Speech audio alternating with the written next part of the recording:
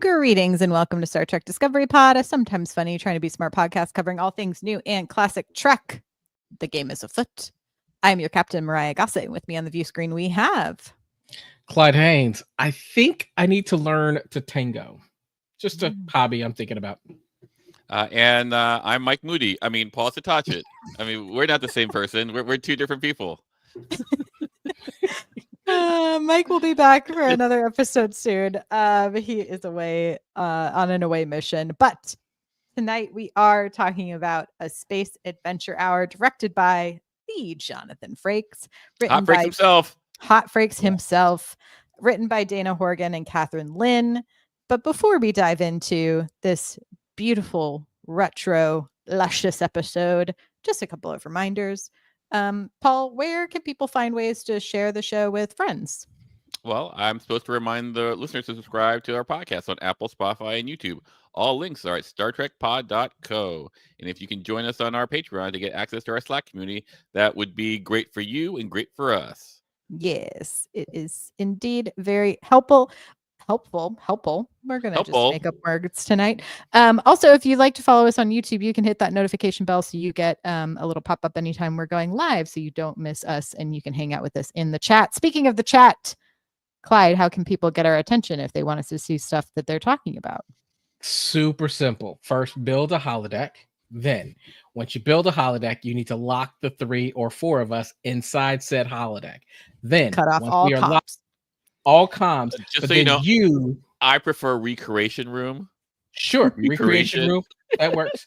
Then I need you to send a message through a movie inside the holodeck to tell us what your comment, your question, your quote, your rumination is, and then we'll take a look at it.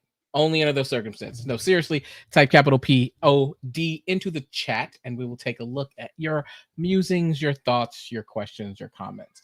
And in a moment, we're going to give you some Jonathans, and you'll type in capital HF into the chat, and we'll take a look at your Jonathans. Indeed. Speaking of which, I think only this video bumper is appropriate for this week.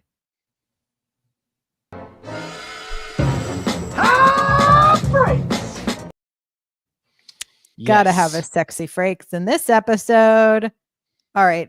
What did y'all... I feel like this is another one backstage. Y'all were like, Myrriah's going to like this episode. Well, I mean, I'll be honest with you. I love you, Myrriah. I was not thinking about you in this episode. Not this time. But I think the fact that I knew that Jonathan Frakes directed this probably set the bar a little too high in the intro. Because I was like, what's happening? Because the cold open. I was pretty confused. I was like, what is I was like, I'm expecting Jonathan Frakes. Like, this is where are we going? Where are my pew-pews? Yeah, where are my pew-pews? Where's the this? He's supposed to be the best. And what's happening? And so then once we got into it, I realized what was going on. I was like, oh, this is gonna be marvelous. And I have to ask, because I know we'll get there. Did you guys stick around to see the end? Of course. Oh yeah. Yeah, of course. I've got a lot of favorite movies in this episode, but maybe my favorite was the trying to leg over the captain to Riker. The meta-ness of Jonathan Frakes directing a shot at himself was chef's kiss. That I was like, this is why he's one of my favorites of all time. Like, it's interesting that was also included in those old scientists. We had Boimler doing the Riker. Yeah, like the Riker. If you can't laugh at yourself, then what are you doing, man? What are you doing, Paul? What was your hot freak? I thought it was okay. I'm kidding. I thought this was a crazy good episode. Like we talked like I think I was the first one to watch the screeners. And like I just smiled. I go like, "Oh, Myrriah's gonna like this a lot." And then I smiled bigger. Go, "Oh, Clyde is gonna love this. This is gonna be. It's gonna be so. It's gonna hit it all." And like it did. I think it was. I think it was a masterful episode. Yeah. What if I was just like, I hated it? Wouldn't that be the weirdest turn of events? It would be weird. It would be weird. Like this. I think this really the only thing that this doesn't have is horror. but I think it hit. It hit everything for me minus horror. It was campy. It played with genre beautifully. It's a horny ass episode. And it was just so fun. And I loved how much it made fun of it. The self-referentialness of this episode, I thought was like really clever. And I thought all the performances were really fun. And there's some like big swings by some of our actors here. And I think it really paid off. So I am surprised to no one loved this episode. Because right off the bat, so we can dive in. Right off the bat, Kirk is Kirkin. To me, I was like, when folks are like, not my Kirk, this is my Kirk. I need this. Like, he's like futuring himself in a way. And it was so funny and a perfect. I just thought it was an incredible send up of that era of Shatner as Kirk. And it was chapeau, Wesley, chapeau. It's really interesting because like I have been very vocal about not my captain, not my Kirk, with Paul Wesley. Paul Wesley, that's his name, right? Mm-hmm. Yeah. And I'll go, and he goes in interviews saying like, I wanted to start off like pre the Kirk we know, and so we can build up to it. And I'm going like, no, you didn't. Like I don't believe you. But then I see this Kirk, and I go like, if he, this Kirk is at like, at 11. 10. Yeah, it's at 11. But if it were just to go to like 9 or 10, I go like, oh, I could see this. So now I'm invested in seeing if not my Kirk makes the transition to like, oh, Kirk. So I'm really interested now. This episode, like without this episode, I don't see it. I'm going like, oh, now, well done. I am now invested in the arc.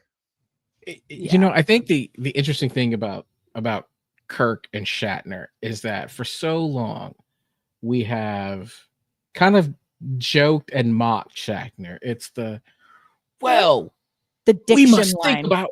Yeah, it's like there's all this stuff, but when it comes down to it, Shatner has created the definitive version of Captain Kirk, minus the Kelvin verse.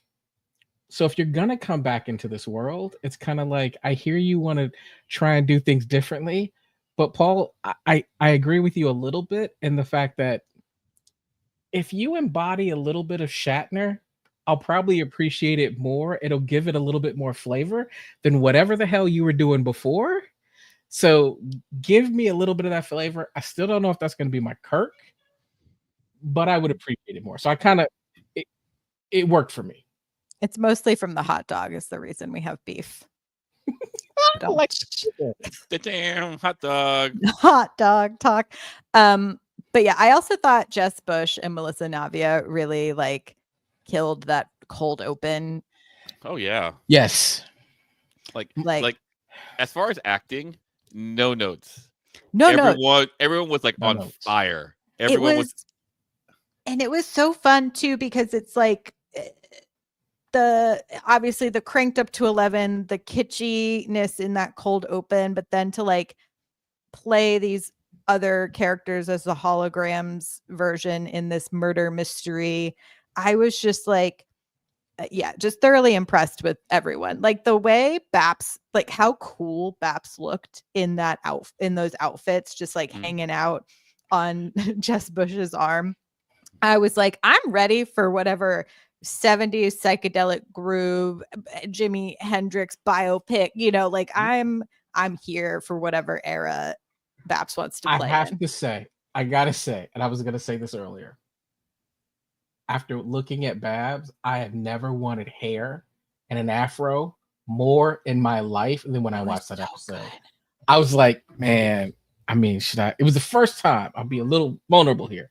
It was the first time I thought, should I consider Rogaine? Like, what? Like, what? Because I really liked that fro. He had the Jimi Hendrix band. I was no, I'm kind of feeling that a little bit. So I was just in a moment when I saw him, and he was just real chill. I was like, this dude is so cool. He's just hanging out. He's making my top list of cool dudes that I keep locked in my head. So it's like you got like Denzel, you got like Idris, like Michael B. Jordan is kind of started making the list, and I'm like, Babs might be up there. You got like Ice Cube in there, like you notice some of these they don't have hair, but I was like, Babs is in there, and I was like, yo, he's I'm thinking I'm about to add another one. It's gonna be my head. I was like, another that's one. where I'm at. Another one and another one. Thank you. Maybe fun. Also, Anson Mount in this episode just killed me. His like weird little alcoholic nerdy TK. Yeah, no, basically like like a Gene Roddenberry imitator.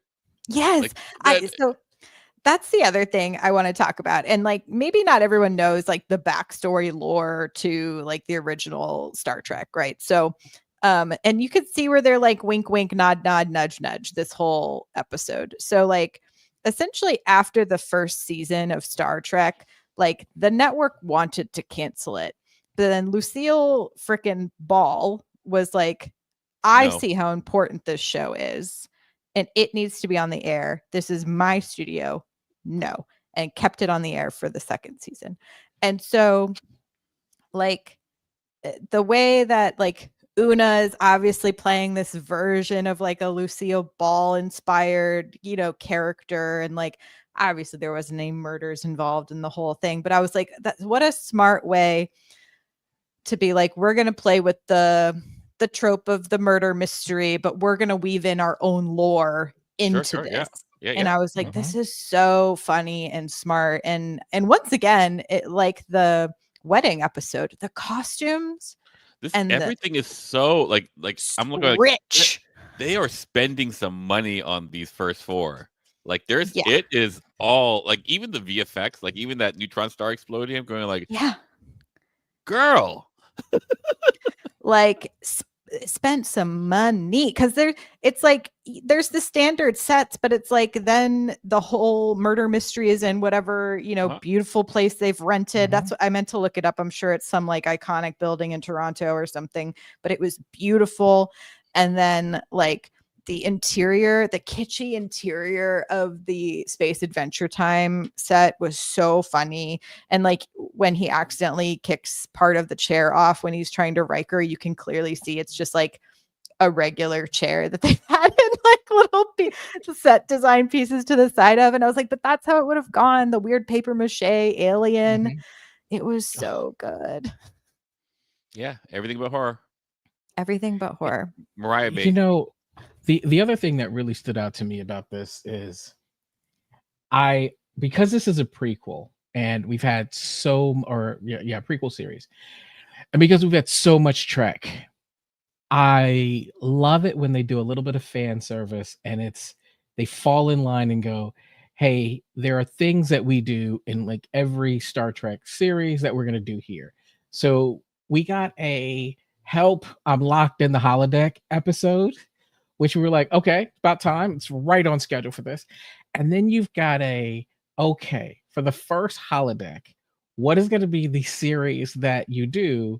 And of course, it's a Lon's own version of Dix the Detective. And I'm like, here we go. Dixon Hill. Like, so with Dixon Hill, and I'm like, every series has had something, whether it's Janeway and her Pride and Prejudice. It's like, and here we are. So it's kind of one of those things where I'm like, yeah, if you're watching this for the first time and you haven't seen it, this is kind of cool. But if you've seen every single episode of every series, you're like, it's rich. Hey, and it's easy to poke fun at it because you're going, all right, how are you going to do this one? How are you going to show up here?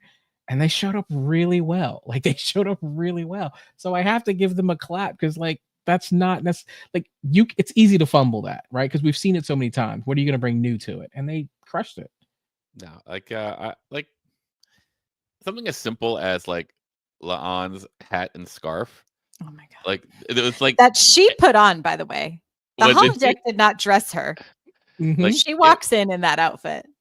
I'm going like everything has such like this is the type of detail that you'd get like in Game of Thrones, where like the clothes are like made so specifically, like you could see the hem is like lions for Lannisters, and like it's like it just seems so rich and so lived in a way that I'm like, damn, they're really swinging for it. Like everyone's showing up.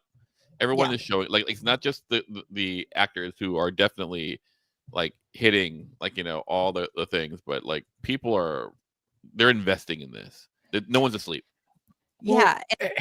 Go ahead, Myrriah. Oh yeah, I was just going to say, I think it would be easy for people to perhaps critique this episode as like, oh, it's another, like the musical episode or those old science, it's these like kind of one-off things. But I do think this episode did some smart character driving for Scotty, Lon, and Spock. And I think I was gonna say the same thing. We're like and I appreciated that we did have this very grounded B plot with Scotty essentially having to learn that he has to be able to ask for help to be successful in Starfleet. Did I wish we had a little more Pelia in this episode to kind of help out with that? Perhaps also just because I like seeing her on my screen. Sure, but it did help me appreciate this episode in that it like to your point, when the episode first started, I went, oh no, what alternate universe did we accidentally like, warp into? And now the whole ship looks like this and it's like everyone's stuck. I thought it was a very like smart way for them to one, introduce the idea of the holodeck without breaking canon, and two, to propel forward Scotty, Spock, and Lon's sort of individual arcs. Yeah, I want to talk about Scotty for a second, because this was probably one of my favorite elements in the show. Not my favorite.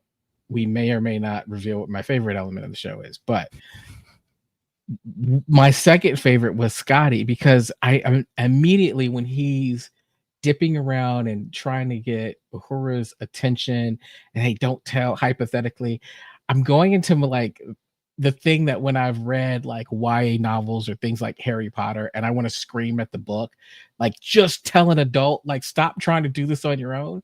Like, I'm like, are we really doing this? Like, this is not Scotty. Like, I was getting frustrated, and they brought me to a place where I go, oh, like every moment was purposeful, and that mattered to me. So then when I got to the end, and Una, amazing, is this character is phenomenal. Like, this is a phenomenal character. And Rebecca, I mean, like there's any doubt, is just like carrying. Yeah.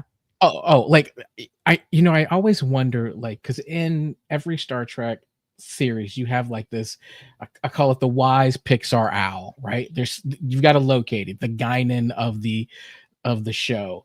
And I think that's what we have in Una. And so when she's having this conversation to him, it hit me like, oh my goodness, they brought me on this journey, and it makes sense. Like, everything seems purposeful. And I just I was like, wow, like, you're showing us how Scotty became Scotty, right? Yeah. And it was amazing to me. So that was an element that I was just floored by when I saw it. Because I think the summary for this episode for me is they gave me so much that I didn't see coming. And that was unique. And I like to, Chippy makes this point, the scene when Scotty gets Uhura's attention. I think this idea of like, hey, like we're both kind of like younger, but good at like these young prodigy types, who I think often feel a lot of pressure to perform up to the reputation they've perhaps built for themselves. And the way that he felt safe enough to be like, hypothetically, I feel like I can trust you and get these things done. But to your point of Una being this wise old owl, and like, Scotty really being like, I think I have to do everything alone because the last time I didn't do it alone, something really bad happened. And I thought that was such a beautiful emotional beat to the episode, and was like a nice quieter moment in comparison to, I think, like, our big loud murder mystery. Yeah. I mean, I just, one of the things that I look at is, you talk about it looking at itself. The idea, that monologue from Celia Gooden, who's talking about what the show is supposed to be. I think that's going to go down in Star Trek canon as probably one of the best more important monologues there's been, because she talks about what we all feel, what not just the show, not what the original series was supposed to be, but what the entire series, right? The franchise is supposed to be. It's supposed to look at things that happen. Myrriah, you talk about this all the time. It's supposed to look at things that are going on and showing us a better way. Mm-hmm. I loved it. I loved it. Yeah, and I liked to, like, even the, you know, sort of morality play within the holodeck, right? It's like she asked for this specific challenge, the computer gave her the challenge, and then provided, you know, essentially what she thought was an assist to uh to take her off the track in bringing in the fake Spock into it. But then she knew the emotional intelligence of the characters, right? She knew from that hug, this isn't the same Spock that I know, because we had a hug earlier in this episode that felt very different. I gotta know, before you finish that, I gotta know something.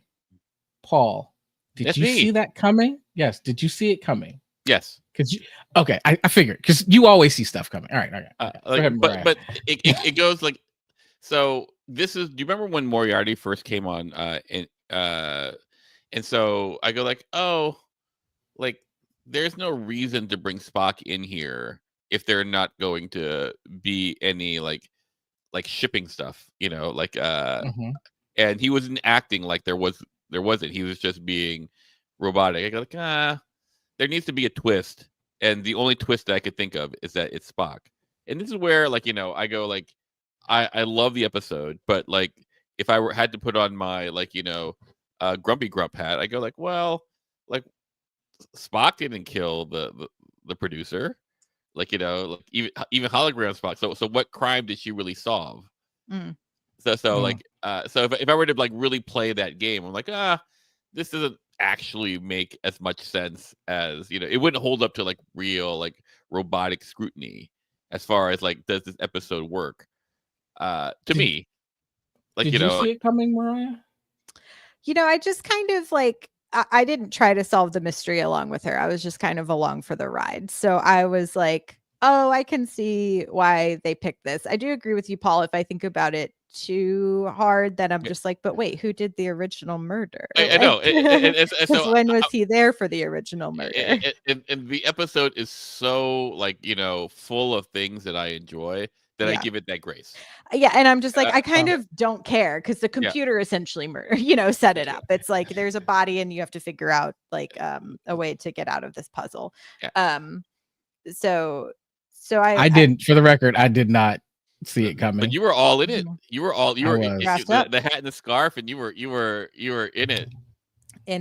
I do want to talk about the chemistry between Christina Chong and Ethan Peck as Lon and Spock is palpable with a capital P. Yes. Like that first dance sequence, and I was like, Jonathan Frakes, you saucy little minx, you know exactly what you're doing with these long shots of the hands and where the hands are being placed and the lingering stares at each other and the little nuzzles into the napes of necks. And I was like, he knows exactly what he's doing. And then by the time you get to the last dance sequence, like, you know, they've had this whole thing. She's gone through this arc. She's like, oh, this isn't my Spock. I need to go to my Spock. And they do another dance. And it was hot. Like in my notes, I just put HAWWWWTTT hot. Like here's how I saw it, because, like, you know, my wife and I, we met swing dancing, and so like so the first dance sequence, I go like, you know, they're trying, they're a little stiff, like, you know, I was but going, it's like you're having to be like Spock learning to dance. You know what I mean? It makes sense. And I was going like, okay, like, you know, I'm going to forgive this, you know, like whatever. And then the second dance comes in, and go like, oh, did they kind of make it stiff in the beginning just so they get this saucy here? Because I was like, oh, this is really hitting. They're really doing it here. Yeah, so, the lines were clean. The hands were hands in. I used to, long time ago, many moons ago, I took salsa dancing lessons. So similarly, Paul, I had the same thought. I was like, wow, it doesn't look very graceful in that first. Fine. I was like, oh, Yeah, like, okay, it's fine. it's They're all trying. right. Yeah. It felt technical. It felt like There we very, go. very 100%. technical. That's great. It's the you can hear the 1 and 2 and 1 and 2. Yes. Yes. And then that second dance, I was like, oh no, this is what dancing is. This is the I'm falling into. I was like, wow, it was smoking hot. Like it was, and I think the thing that I took away was, and look, if you go back and watch our previous episodes, you'll hear me say, I'm just not buying this Chapel like Spock thing. Like it felt like the chemistry was just not quite there for me. I'm all in on La'an and Spock. Like it feels believable. Like I feel that, and maybe it's because we kind of saw them, and I'm a romantic, the friend to the something else. Yeah, but I was like, sign me up. I'm in. I was like, it's a fun departure, because I think I also thought Lon was just going to sort of be pining over Kirk for a while. But I think, to your point, Clyde, you take two people who are both also just like very hot people generally. And then you're like, hey, you're going to do your friend a favor and, dance, teach him how to dance so that he can try to impress, the lady that he likes, and then slowly you fall for each other over the love language of dance. It's very romantic and cute. I don't know, like Kate Beckinsale, she says like, you get to date one director or marry one director, otherwise you get a reputation. And so, like, is Spock gonna basically go through all the women? I mean, because Nicole's talking to her of forever. Right. We love them. We'll get there. Is he the man slut of I'm the here Enterprise? for it. I like slutty Spock. Give me slutty Spock all day, every day. I want to come against this, and I want to say no, but I'm with Myrriah. Like I'm kind of here for it. Like Spock is totally. I don't know why. He's totally pulling. I mean, but have you seen Ethan Peck with his shirt off? Don't you think a couple of times? Yeah, everyone is just like, yeah, I'll take my character. Oh no, my character has to be romantic with Spock. Oh no! Every time they show a scene with Spock with his shirt off, I just reach down and grab a weight and just start pumping, like lifting, like just gotta get a couple reps in. I mean, like Spock is a character who's had the most sex on the series. Like, and I'm not. That's not. TOS Kirk. No, our series, not okay. Yeah. So, like, he had his fiance, and they hooked up a lot for season 1. Yep. Like also smoking hot. Yeah. Chapel, and West Bush she's great. Yeah.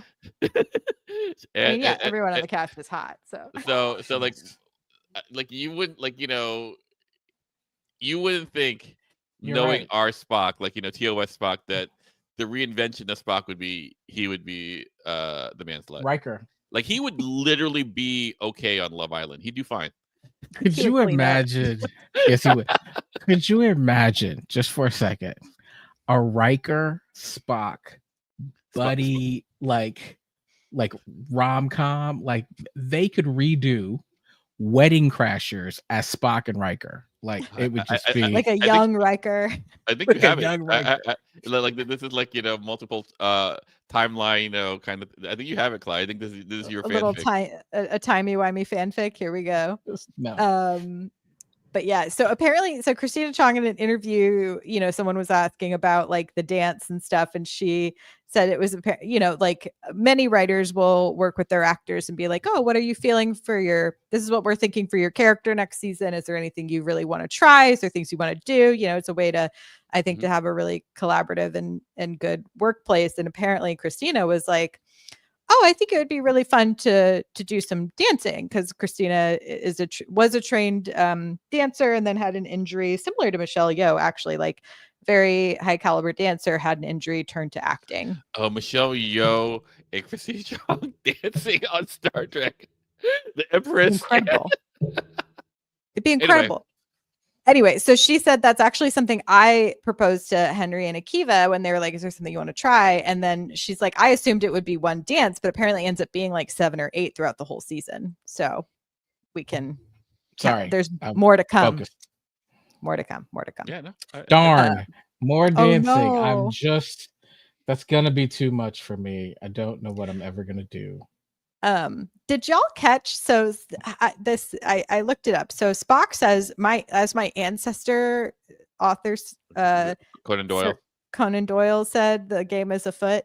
Apparently, also in Star Trek 7, Spock says an ancestor of mine maintained when you have eliminated the impossible, whatever remains, however improbable, must be the truth. Mm-hmm. Yeah. So I was like, is it just like a colloquialism that he says my ancestor because he's also human and that's how he's thinking about it? Because I can't find anything that's like the lore that they build around him being an actual descendant of Doyle. I don't know. But I'm gonna keep that open. It's a funny quirk. I like it. Yeah. No, I think I like that. Yeah, I think that they're doing a lot, with this season. I'm really there hasn't been, like, when I think of season 1, I think of season 2, there are like highlights, and then there are episodes that go, oh yeah, that was an episode. mm-hmm. But these 4 have been like, these are all like worthy episodes in a way that I go like, oh, this is really, like, I don't even know if I can think of another series that I would say, like, in the Star Trek franchise where I go like, it's been this type. I take it back, like, like Deep Space Nine, they had a few like season 5 and season 6 where they just had this stretch of like really incredible episodes together. But Yeah.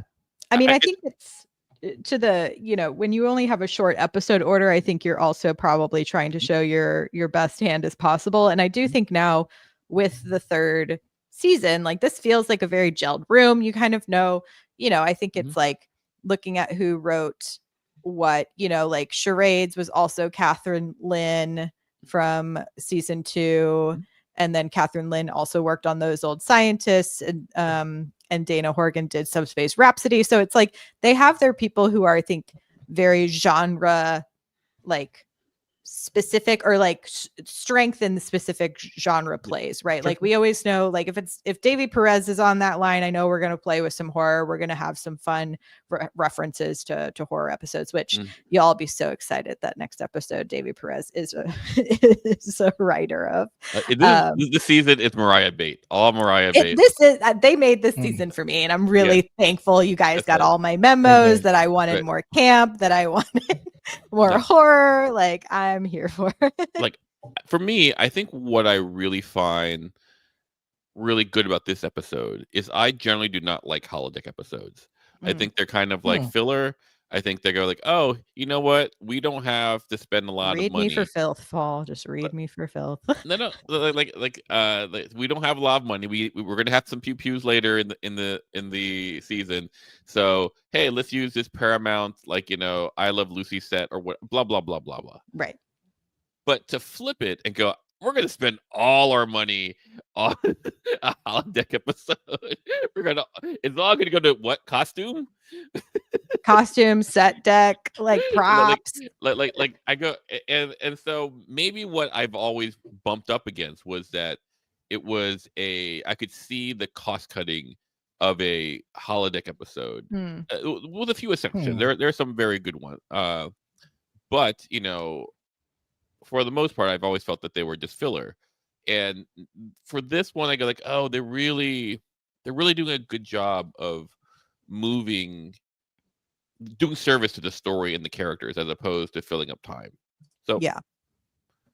Anyway, but that's my hot take. I actually I like holodeck episodes. I think it's part of the reason is when you think about Star Trek and you think about the science fiction nature of it, there are 2 elements to me that are so imaginative and so kind of fanciful that you're like, ooh, I want that. One is the transporter. I mean, especially if you live in LA and you got to deal with LA traffic, a transporter would be a game changer.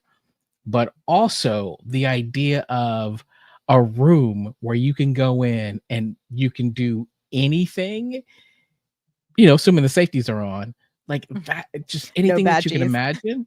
No badgies. Like that's amazing to me. So I'm always interested in, okay, what's going to happen when you step into this holodeck? And one of my favorite episodes in TNG is the Minuet episode where Riker. You're freaking romantic. I am a romantic. Clyde just wants to fall in love. And it's jazz, and I like that. And so I get excited when we're gonna, like, even in Lower Decks, I thought they did a great job with the holodeck episodes and how they turned it on its head, and we see the testing and the trials. So I was here for it, and they delivered. Like I was actually really impressed. I thought, again, they found something new to do with the holodeck episode. So if y'all had to play a game or exist in one of the holodeck episodes, past or present, what would you choose? Play a game? What do you mean by like, it's like you have to do the holo, like the holo novel, like you have to exist in one of them. Have an experience, like Clyde said. Like I would pick like if I had to really think about it, I could probably find a better one, but the first thing that comes to mind is Dr. Brashear's spy novel. That one's pretty fun. Yeah. I probably lean Dixon Hill. Interesting. Interesting. It's an interesting time. You got like the Tommy guns, and it's like a old novel. Mm-hmm. Like it's not quite Sherlock Holmes, but it's this kind of like just seeing it, the suits and the bar and the talk. I'd probably, I think that's where I'd go. I love it. No, what about you, Myrriah? There's no right answer, or there's no wrong answer. The only wrong answer is Ireland. It's Ireland. I feel like Mariner's fake movie. It's a good one. Okay. That's a good one. Yeah. I think that would be pretty fun. I was trying to go through because Voyager had a lot of them. Voyager had quite I'm just kidding. With Ireland. I'm just kidding with Ireland. It's making fun. No, Ireland is great, y'all. Yeah. Good people. I'm really into have y'all listened to Kneecap? They're great. Big fan. Their movie also incredibly good. If y'all are looking for a musical that is like not what you would think of as a musical, it's a really good movie. It's about the startup of an Irish language rap duo, and it's really good. It's a lot. A musical about an Irish. Well, it becomes musical because it's about them making their music. It's like a sneaky musical. You go in and you're like, this is just a biopic about these two guys. And it's played by the actual two guys as well, or the three guys. And it's really impressive, actually, how good of an actors they are. Anyway, it was on the Oscar shortlist I think it won a BAFTA. Anyway, I digress. I think any of the Lower Decks holo, because I think I just mostly want to hang out with Mariner and Boymes, that sounds right for you. Yeah, they're my kind of chaos. So Clyde has a theory. He has a thought. Clyde theory percolated. Now I'm trying to think. I saw something. Percolator. No, so you mentioned Tawny, so this is kind of off topic. Mm-hmm. I was watching the trailer for Academy. Mm-hmm. And because I'm a nerd, I'm watching it for like the second time or something like that. We'll say second time. Maybe it was more than that. But I was pausing it when they had this wall of names. Sure. And I'm looking through the names, and I'm like, Mariner never becomes the captain. No, but there's a couple things in there. There was like Lieutenant Commander Data stays Lieutenant Commander. It's Data's there. And there's like Commander. I think I even took a screenshot of it. It was like Commander Sophie Wildman. But if you look on the far right, it says Admiral Tawny Newsom on the board. And so I was like, nice. Yeah, because she writes on Academy. Yeah. Well, if you look on the far left, this is like a Commandant Peanut Hamper. But she's always around. What I did like about that is there were a number of Lower Decks characters on that wall. Mm-hmm. And I was like, great. great. So it's that nice tie-in. So it was kind of neat. Yeah. Anyway. Speaking of which, I guess we didn't really talk about like Comic-Con happened over the weekend. A bunch of stuff came out. The trailer for the new Con podcast came out. The trailer for Academy came out. I know Hall H got to watch this episode in particular early, which I'm sure was really fun to watch in a group situation. What did y'all think of the Academy trailer? They're so young. That was my first thought. I was like, they're so young. My first thought was like, where's Tilly? Yes. Yeah, like that's my first thought. I was going like, oh, does Tilly not make it? Because Tilly, one of my favorites. She's in the cast. Yeah, but not. Yeah. But they haven't shown us yet, which I'm yeah. We did get Reno. Reno's in the trailer. Yeah, I saw Reno. Yep. Yes. I go like, oh, there's a Jemadar. That's interesting. So I thought that was pretty interesting. I felt that it did not make me feel like I was gonna enjoy watching it.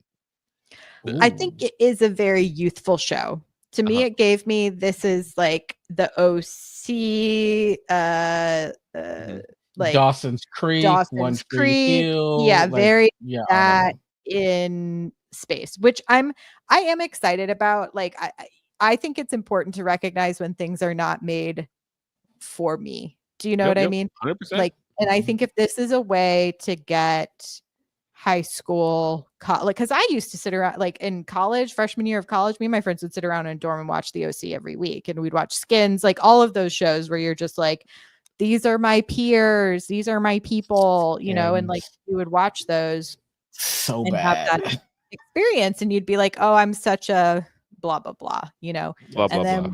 And then when you become older, you watch Sex in the City. Like there's like those eras of like television that's made for whatever age group you're kind of like filling in. So yeah, I would agree with what you guys said. I mean, I don't know that I can go as far as Paul and say wasn't excited to watch it.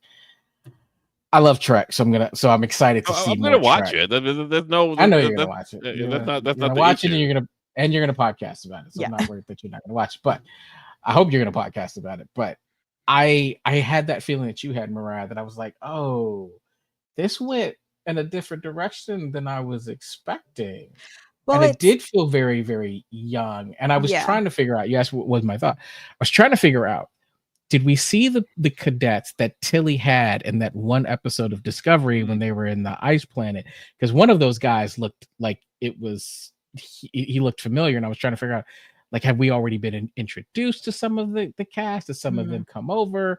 Like, I was trying to figure it out, but I was like, wow, it's a lot of like teen relationship stuff going on in the trailer, and not a lot of the science military exploration stuff. Yeah, like you miss that Space Navy, don't you? I kind of do, actually, a lot. Yeah, no. But I think it'll be interesting because we haven't really ever seen our characters in a Trek at this stage of their like careers, right? Like we had, and the other thing I think about is like, technically Prodigy was a kid's show, and I loved watching Prodigy. Yeah, no, fair. So I think it's like I'm leaving room for me to see where it falls, but the thing that I'm most excited about, though, sorry, I'll forget. Zero was also on the wall. Oh, really? That. Oh, that's great. Zero. I'm glad they're not forgetting our little prodigies. But oh no, I've lost the thought. Sorry. Where was I going? No, it's okay. Teens, youth, it being it's the earliest we've seen of these folks. So I want to give it the room to breathe and to figure itself out. And I think too, like I was saying earlier, any entry point into folks getting into the franchise, I think is fun. And I'm optimistic because the showrunner I've heard nothing but really lovely things about, and she came from running Nancy Drew over at the CW. So like that's the type of shows, if she's coming from there as a showrunner, those like what are the ones that's like the Archie remake? Riverdale, like those types of shows, they do well, and those shows don't really get to exist anymore right now outside of like some stuff on Netflix. So if there's a way to like meld that in the same way I think some of us were nervous when Lower Decks was announced. You know, I'm like, yeah, no, I was like, they haven't disappointed me yet. like, so here's my issue with the CW shows. I feel like they have great first seasons. Like, I'll never forget what it was like the first time I watched reluctantly watched Arrow and was like, whoa, this is, and then they get into very teen franchisey, we're gonna keep this going forever, and they lose me. It'll be interesting to see what this does, but my question becomes, if it doesn't draw in a new, younger Star Trek demographic, will that make it a fail? Right. well, I mean, they've already renewed it for 2 or 3 seasons already. Like, it hasn't even come out. So yeah, that's very they CW. must be feeling strong well, about do it. you think that Prodigy was a failure? Do you think it brought in a bunch of new kids to watch Star Trek? I don't, but I feel like part of the issue with Prodigy is it was supposed to be for kids, but it served us quite a bit. Yeah, no, like, Yeah. I think, but for me, like I'm an adult, a grown adult who would be happy to watch Glee if like the next version of Glee, or and don't misunderstand me, because I know, I remember what it was to be young and dumb, and I go like, oh, this is what it is to go and not know.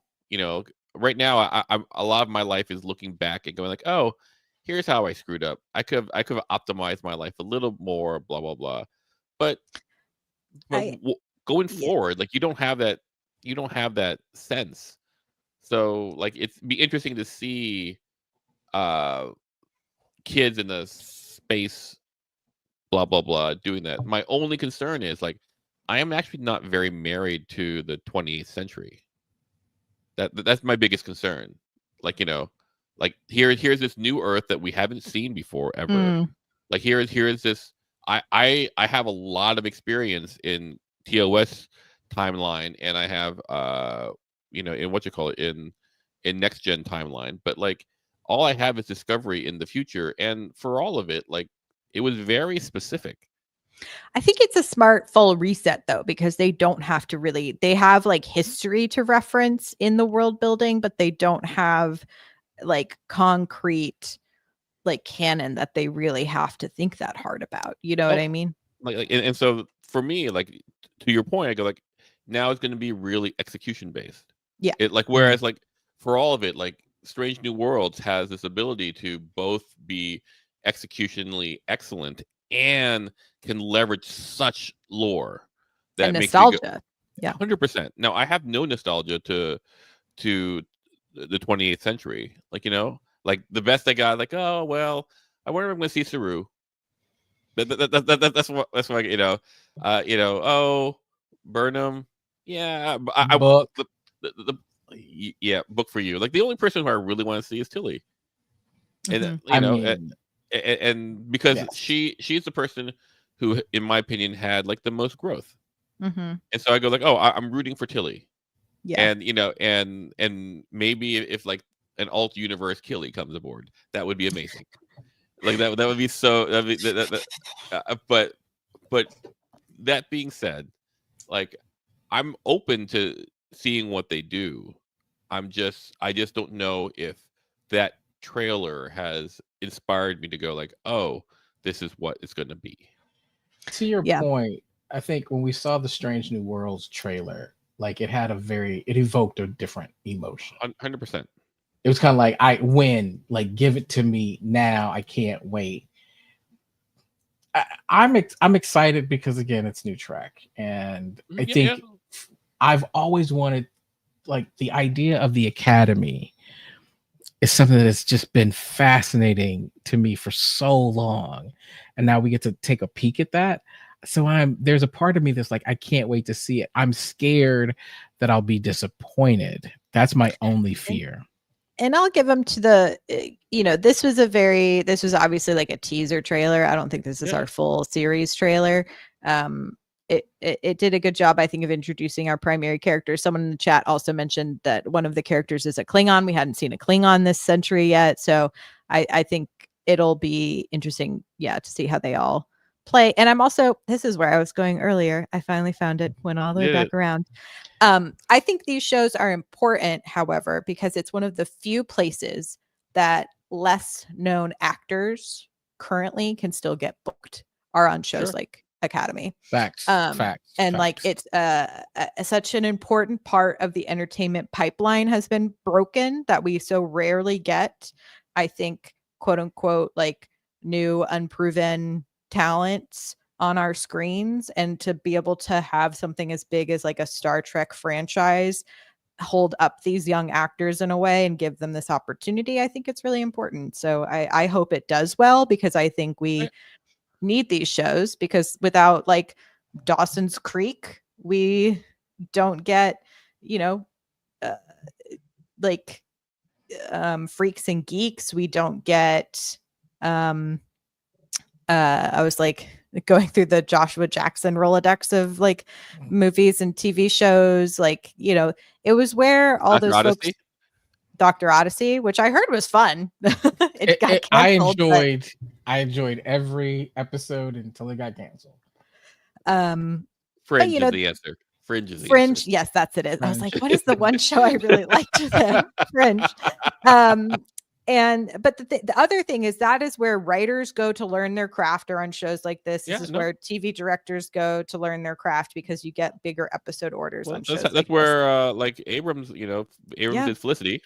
So yeah, no, I 100 agree. 100% Buffy, agree. like it's like these are the shows that we need that have these sort of fan bases that are going to be reliable and rabid for this type of content, and then it also, I think, builds the pipeline. Yeah, I mean, as long as I mean, ultimately, I agree. It's where it needs to be. It's just a matter of like, I hope they can execute, because watching it now, I hardly understand the concept of it. Basically, oh, here's the Starfleet Academy, like, and I don't have. Yeah, it gave us no real plot points. We just got like a character introduction trailer. The only thing that I got was like, oh, is Paul Giamatti going to be playing a bad guy? That's all. Yeah, which was fun. His crazy little whistle, evil laugh. Love it. And with that, I go like, oh, good. At least there's some tension here, because I don't know if you can just have schooling in the 28th century. Yeah, if that would be enough. Yeah, my official Myrriah predictus is the universe is going to need saving, and these cadets are the only ones who can do the saving. We'll see. Nice. Like that would be very Prodigy. Yes. Like I hope it isn't quite that. I hope it's like somewhere in between. Yeah. But like, to like in the heyday of like Next Gen and Deep Space Nine and Voyager and even Enterprise, like that is when I would have wanted to see an Academy show, like back in the 90s, early aughts, kind of like for me, because I go like, oh, because there was such a universe created already that I felt I could bear it, and I don't know if in this timeline, what it would look like. Not to say that it can't. Maybe they have some amazing things. I'm just saying, like. I was gonna be like, oh, I really wish I could have just watched like Mariner and Boimler, and then I was like, that is the era you were just talking about in the timeline. Paul, to your point, like, yeah, I think that's the thing is when we watch, whether it was TNG or Voyager or Deep Space Nine, you always have these references to this thing that happened back at the Academy. So it was almost like the characters had this inside joke that we weren't 100%. Like privy to.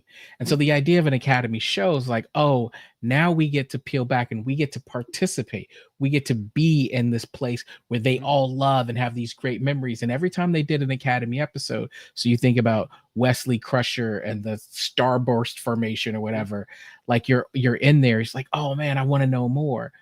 I think if this was set, if this had came up right around that, this might have been my favorite Star Trek like franchise of all time, because it would have seemed perfect. And Myrriah, to your point, if you had given me a sci-fi Dawson's Creek in like the early 2000s, man, I'd be watching that thing on repeat even now. Right. In the same way that we all rewatch them now. Yeah, I and we admit all that know I've that, seen the OC a few times. like, Clyde doesn't want to wait for his life to be over for this, guys. I don't. We gotta make it happen. Oh, But like, yes. but yeah, no, I'm excited. I mean, I'm excited that there's new Trek. It's supposed to be like early 2026, right? Yeah. So I feel like we got off of our episode though, so sorry to derail. I think an episode can only get so much love.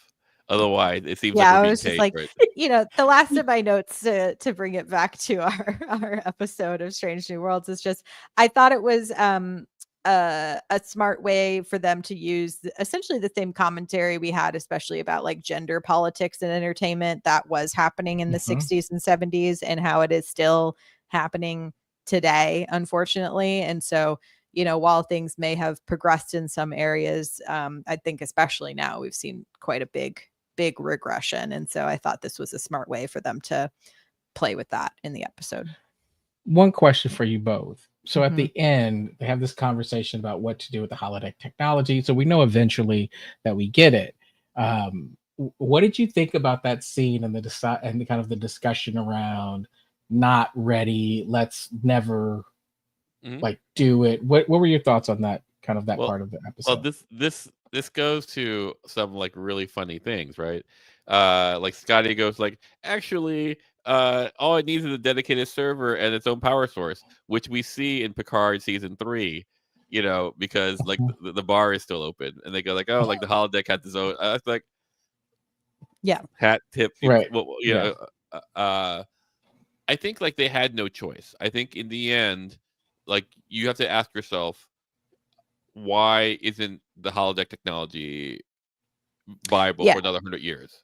Yeah, And they essentially were just like, here's how we're shutting this book so you don't yell at us about canon. And so like from the moment it was a recreation room episode, I just like that more than holodeck recreation room, and I didn't get that until I saw the subtitles. And I go like, oh, I know how this ends. I know from beginning to end what this is going to be.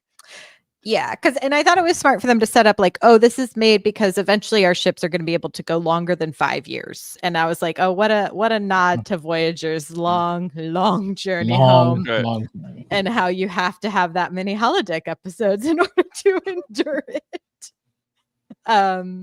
So I thought it was a smart way to like close the book and be like, oh, here's our reasons why, but we wanted to still play in this sandbox, and this is how we got around it. Yeah, I mean, you're gonna get one. You get one. You get one holiday. Yeah, and it's fine.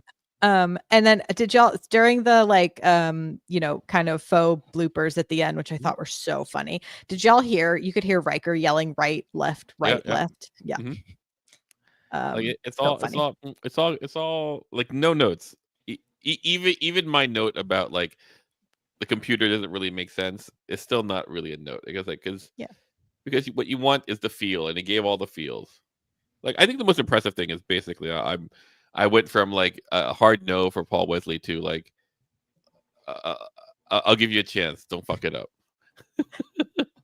I'm still upset with you about your hot dog choices. So like don't push it. Don't get too comfortable yet. Don't get too comfortable. Right. Like this is not your home, but like you can sit on the couch.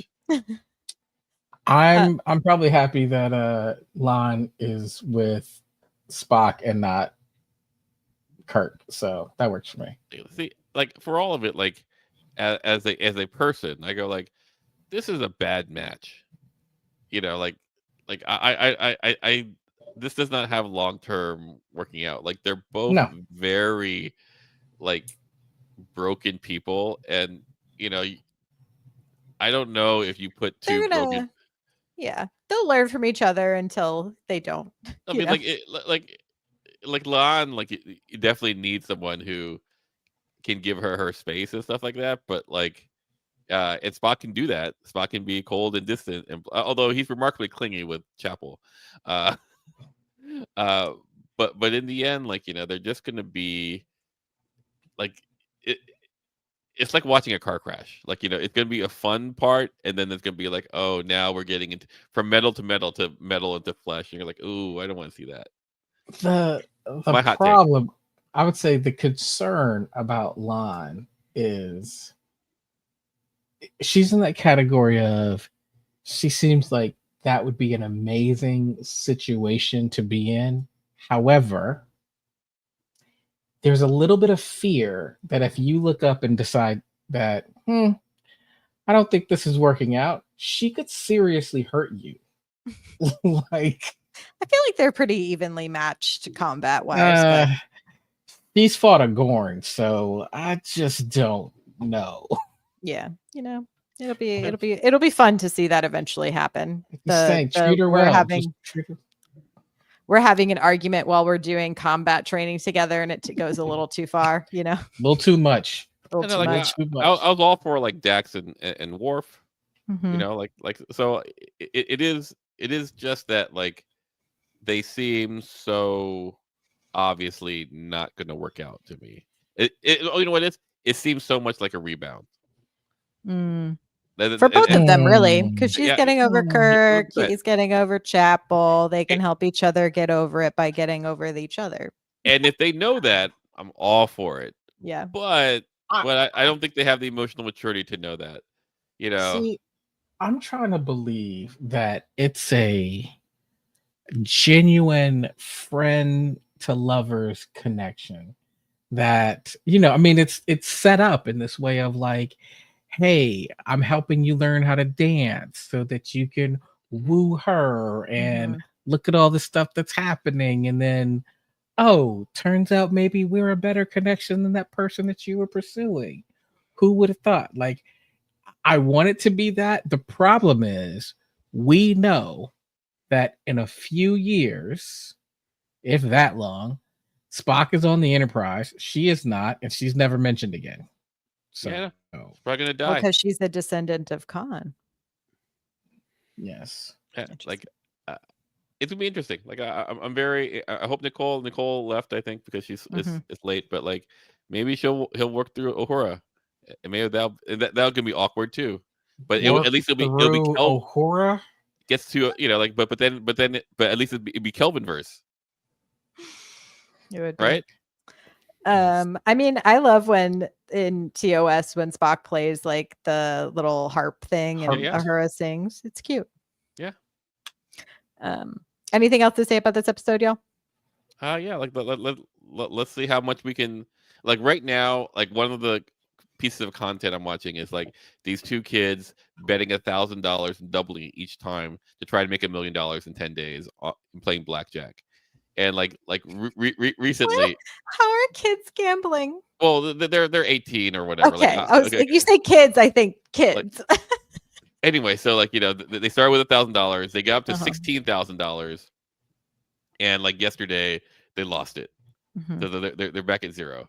And so like yes, but like to go from 1,000 to 2,000 to 4,000 to like I feel like this season is doing that right now. It's like, oh, you hit. And so I'm You're worried about when it might the bus drop is gonna to zero. happen. That's right. Anyway, but that's just it's just to say like I'm enjoying the ride. Yeah, I can't wait for the next episode. I'm excited. Same. All right, y'all. Thank you so much for tuning in. You can subscribe, rate, and review on Apple and on Spotify. Give us those 5 stars. Tell us a little review about why you like watching the show. What are you thinking about these last few episodes? Which of them has been your favorite? And what outfit would you want to wear from this episode? Let us know in a review. And next week we're gonna pre-tape, right? Yes. So next week we won't be live, but there will still be an episode in your feeds, so you can still get us chatting on Thursday. But we will be pre-taping due to scheduling. Thank you, Karen, for helping us run the Blue Sky and for hanging out with us in the Slack. We appreciate you all so much. Until next time, y'all. Live long and prosper. Bye-bye. Bye-bye. Natashta.